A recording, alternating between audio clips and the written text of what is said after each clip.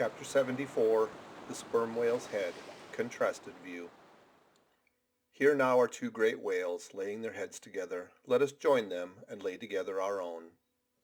Of the grand order of folio leviathans, the sperm whale and the right whale are by far the most noteworthy. They are the only whales regularly hunted by man. To the Nantucketer they present the two extremes of all the known varieties of the whale. As the external differences between them is mainly observable in the heads, and as a head of each is at this moment hanging from the Pequod's side, and as we may freely go from one to the other by merely stepping across the deck, where, I should like to know, will you obtain a better chance to study practical cetology than here? In the first place, you are struck by the general contrast between these heads. Both are massive enough in all conscience, but there's a certain mathematical symmetry in the sperm whales which the right whale sadly lacks. There is more character in the sperm whale's head. As you behold it, you involuntarily yield the immense superiority to him in point of pervading dignity. In the present instance, too, this dignity is heightened by the pepper and salt color of his head at the summit, giving token of advanced age and large experience. In short, he is what the fishermen technically call a gray-headed whale. Let us now note what is least dissimilar in these heads, namely the two most important organs, the eye and the ear. Far back on the side of the head, and low down near the angle of either whale's jaw, if you narrowly search, you will at last see a lashless eye, which you would fancy to be a young colt's eye, so out of all proportion is it to the magnitude of the head. Now from this peculiar sideways position of the whale's eyes, it is plain that he can never see an object which is exactly a head, no more than he can one exactly astern. In a word, the position of the whale's eyes correspond to that of a man's ears. And you may fancy for yourself how it would fare with you did you sideways survey objects through your ears. You would find that you could only command some 30 degrees of vision in advance of the straight sideline of sight, and about 30 more behind it. If your bitterest foe were walking straight towards you with dagger uplifted in broad day, you would not be able to see him, any more than if he were stealing upon you from behind. In a word, you would have two backs, so to speak, but at the same time also two fronts, side fronts. For what is it that makes the front of a man? What indeed but his eyes?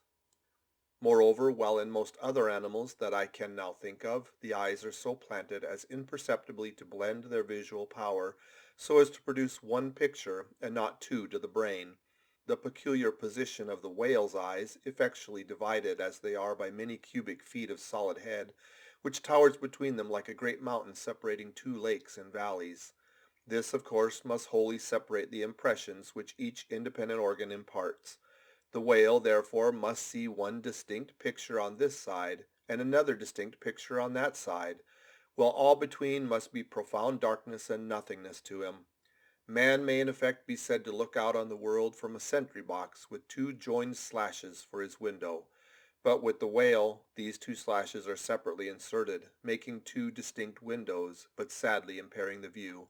This peculiarity of the whale's eyes is a thing always to be borne in mind in the fishery, and to be remembered by the reader in some subsequent scenes. A curious and most puzzling question might be started concerning this visual matter as touching the Leviathan, but I must be content with a hint.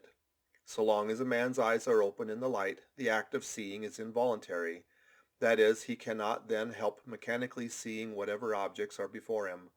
Nevertheless, anyone's experience will teach him that though he can take in an undiscriminating sweep of things at one glance, it is quite impossible for him attentively and completely to examine any two things, however large or however small, at one and the same instant of time, never mind if they lie side by side and touch each other.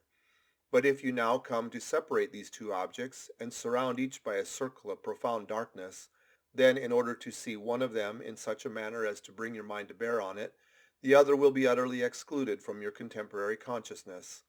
How is it then with the whale? True, both his eyes in themselves must simultaneously act, but is his brain so much more comprehensive, combining, and subtle than man's, that he can at the same moment of time attentively examine two distinct prospects, one on one side of him, and the other in an exactly opposite direction?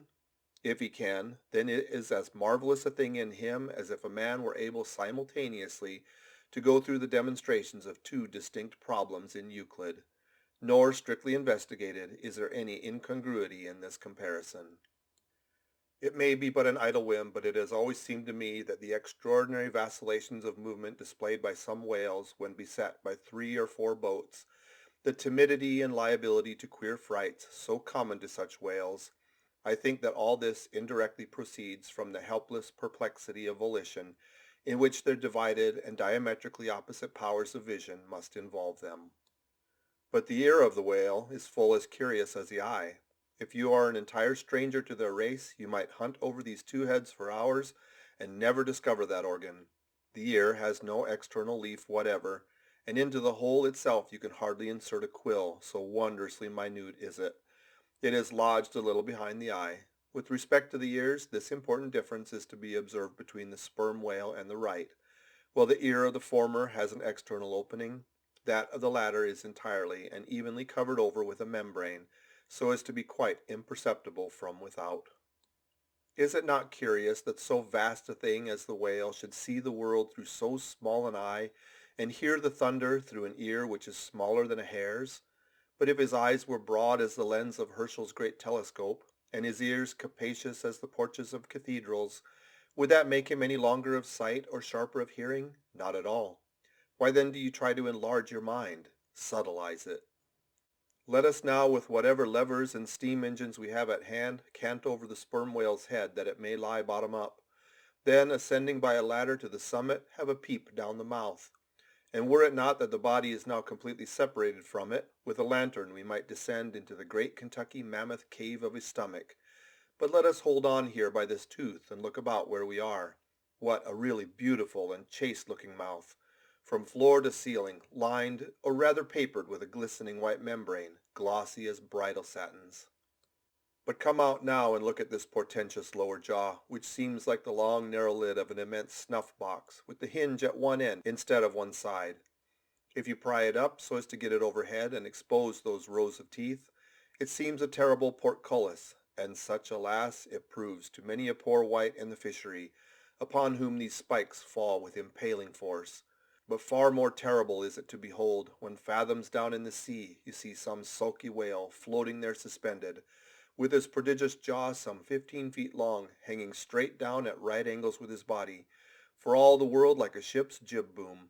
This whale is not dead. He is only dispirited, out of sorts perhaps, hypochondriac, and so supine that the hinges of his jaw have relaxed, leaving him there in that ungainly sort of plight, a reproach to all his tribe, who must no doubt imprecate locked jaws upon him.